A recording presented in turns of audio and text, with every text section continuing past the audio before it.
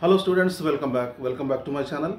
నిన్న మేము inter board Nampally, Hyderabad నాంపల్లిలో ఉన్న ఇంటర్ బోర్డు ఆఫీసర్స్ని కలిసి, హయ్యర్ అఫీషియల్స్ని కలిసి సమ్మర్ క్లాసులు నిర్వహిస్తున్న ప్రైవేట్ కాలేజీల మీద యాక్షన్ తీసుకోవాల్సిందిగా మేము ఒక కంప్లైంట్ మెమొరాండం ఇచ్చాము. అయితే అఫీషియల్స్ చెప్పడం ఏంటంటే ఆల్రెడీ ఇంటర్ బోర్డు యొక్క బృందాలు స్క్వాడ్లు అన్నమాట, అవి ఇన్స్పెక్షన్ చేస్తున్నాయి. ఇలాంటి క్లాసులు నడుస్తున్నట్లయితే కాలేజీలపై దాడులు చేసి క్లాసులు ఒకవేళ రన్ చేస్తున్నట్లయితే వాళ్ళపై యాక్షన్ తీసుకుంటున్నామని అఫీషియల్స్ చెప్తున్నారు.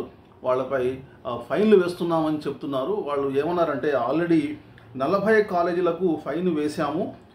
నిబంధనలకు విరుద్ధంగా సమ్మర్ క్లాస్ నిర్వహిస్తున్న కాలేజీలపై, జూనియర్ కాలేజీలపై ఇంటర్ బోర్డు కొరడా జుడిపిస్తుంది. దాదాపు 40 కాలేజీలకి ఫైన్ వేశామని వాళ్ళు చెప్తున్నారు. ఈ కాలేజీలు రంగారెడ్డి, మేడ్చల్, హైదరాబాదు జిల్లాల పరిధిలో ఉన్నాయి.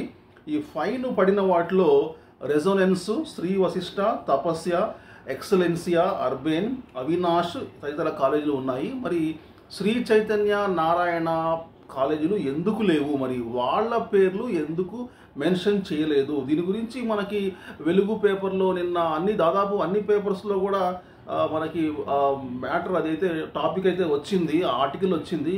ఈరోజు కూడా న్యూస్ పేపర్లో ఉంది. కానీ దాంట్లో చైతన్య నారాయణ పేర్లు లేవు. ముఖ్యంగా క్లాసులు నిర్వహించేది ఈ కాలేజీల వాళ్ళే, కానీ వాళ్ళ పేర్లు ఎందుకు ఇవ్వలేదు?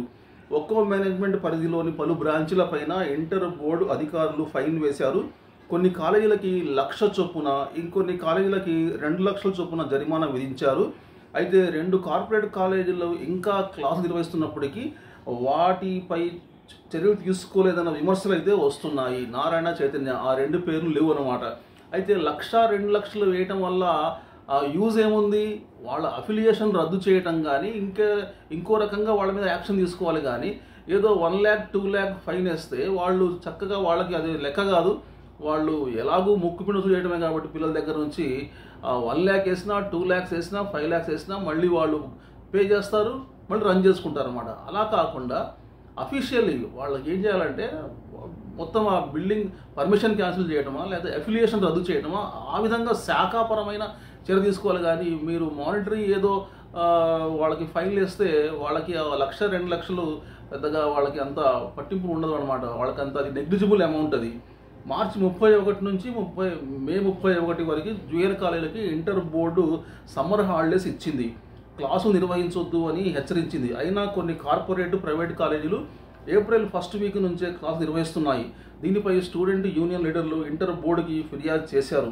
సర్కారు దృష్టికి కూడా పోవడంతో అధికారులు కాలేజీలను తనిఖీ చేసి ఫైన్లు వేశారు. కాగా నిబంధనలకు వ్యతిరేకంగా సెలవుల్లో క్లాసులు నిర్వహిస్తున్న కాలేజీలపై చర్యలు తీసుకుంటామని విద్యాశాఖ ముఖ్య కార్యదర్శి బుర్రా వెంకటేశం హెచ్చరించారు. అయ్యా బుర్రా వెంకటేశం గారు, మీరు ఇంప్లిమెంట్ చేయండి, స్ట్రిక్ట్గా ఇంప్లిమెంట్ చేయండి. మీరు సిన్సియర్ ఆఫీసరు, చాలా మంచి ఆఫీసర్ అని మీకు పేరుంది. సో మీ హయాంలో అయినా ఈ ఇంటర్ బోర్డు, ఈ విద్యాశాఖ ప్రక్షాళన జరగాలి. సో ఇలాంటి వయలేషన్ అన్నమాట, రూల్స్ని అతిక్రమించే కాలేజీలపై మీరు కొరడా జుడిపించండి.